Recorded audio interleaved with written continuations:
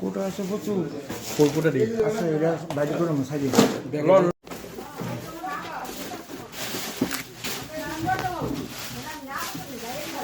কোটা থাকতে হবে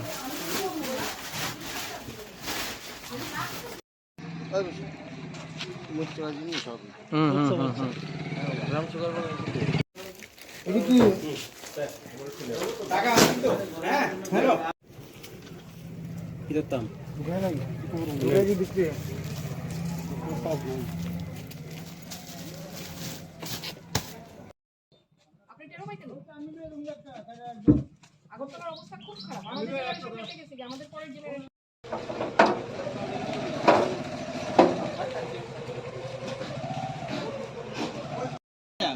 বুঝছেন না ক্যামেরাটা আছে এদিকে লিমিটে ঢুকাইছিলাম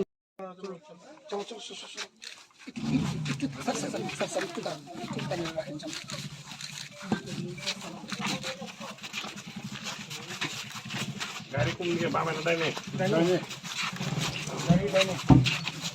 এই সাইকেল আছে পিছে আজকে দুপুর নাগাদ একটা সিক্রেট সোর্সে আমরা এখানে এসেছি রতন বণিকের বাড়িতে মাস্টারপাড়া। এরকম খবর ছিল যে ওনার বাড়িতে নেশা সামগ্রী বলে মজুদ রাখে, সে ব্যবসা চলছে বেআইনিভাবে। তো আমরা এসেছি এখানে, এসে রেড করে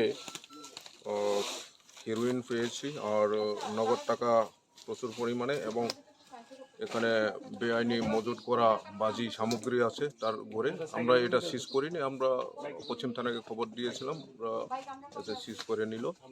তো বাড়ির যে মালিক রতন বণিককেও আমরা আটক করেছি।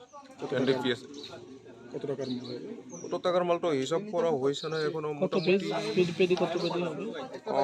158.6 গ্রাম হিরোইন।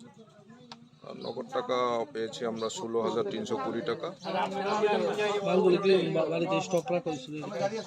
হ্যাঁ, মালিক স্টক রাখছিল বিক্রির জন্য।